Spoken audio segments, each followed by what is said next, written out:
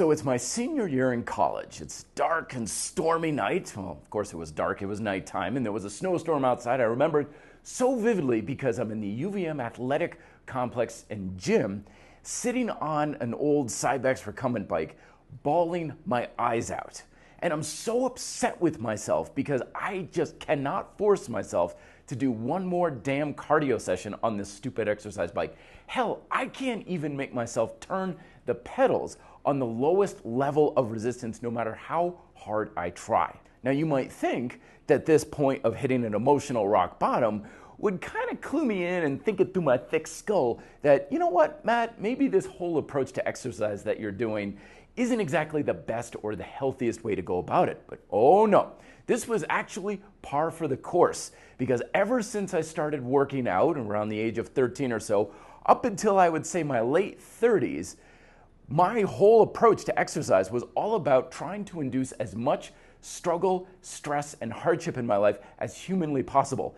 And today I'm making this video on how I was able to overcome this mindset, overcome these struggles that I've long had with exercise.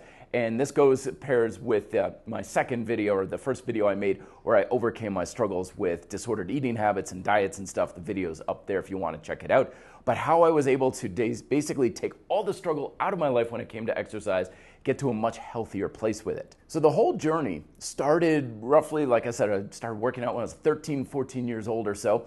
And I remember that moment when I literally did my first ever workout pretty vividly, because I remember thinking, I gotta make some changes in myself. I don't like the way I look, feel, perform, all that sort of thing.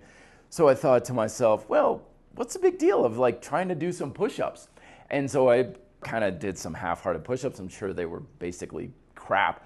But when I was done, I was like, well, that was not too bad. That was no big deal. I don't know what people make such a big deal about this whole thing.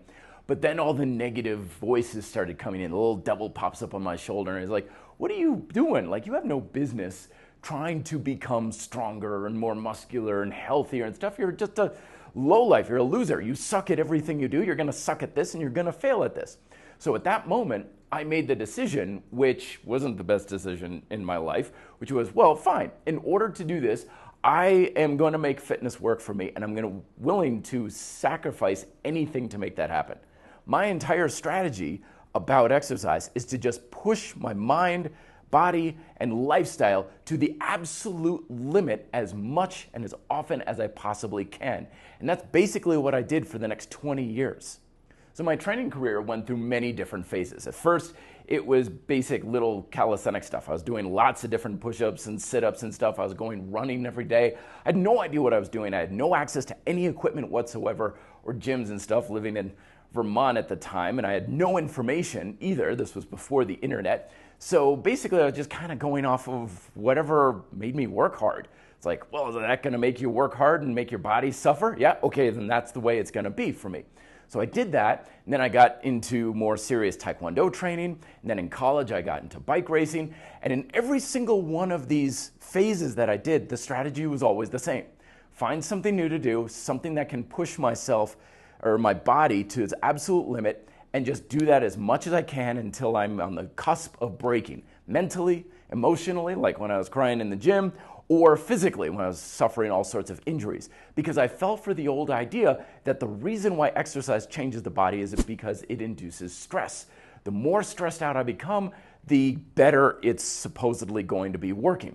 But what I didn't understand at the time was, of course, that stress is not something you can scale. We all have a finite capacity for stress. If your goal is basically to stress yourself out as much as possible, you're going to hit a point where you either can't keep going further and you're going to plateau, or you're going to break and then you're going to regress. So I would always be hitting these plateaus. Maybe I would break, then I would regress, and I would just keep basically trying to run myself into a wall repeatedly, because fundamentally I didn't know what I was doing. So even though I was doing all these different strategies of Taekwondo and endless push-ups and bike racing and all this other stuff, I was essentially still doing the exact same thing, which is basically just trying to work myself to death. So what finally helped me break out of the struggle and suffering is good sort of mentality was in my mid to late 30s. I was really at a crossroads where I was like, I just can't keep this up. At that point, I had been into like more of a strength training sort of approach to things. And my approach was basically more is always better. More weight is always better, more reps, more sets, more working out, whatever I could do to just pile more work onto my muscles was always the way to go. And I was injured, I was burned out, I just didn't have any desire to do any sort of training whatsoever. And so I found convict conditioning, and I wanted to use that as like a break, so to speak. So for a month, I just did nothing but the body weight training, figuring this will help me recover a little bit and I'll come back stronger to the more go hard or go home kind of approach. But in that month, I made much more progress.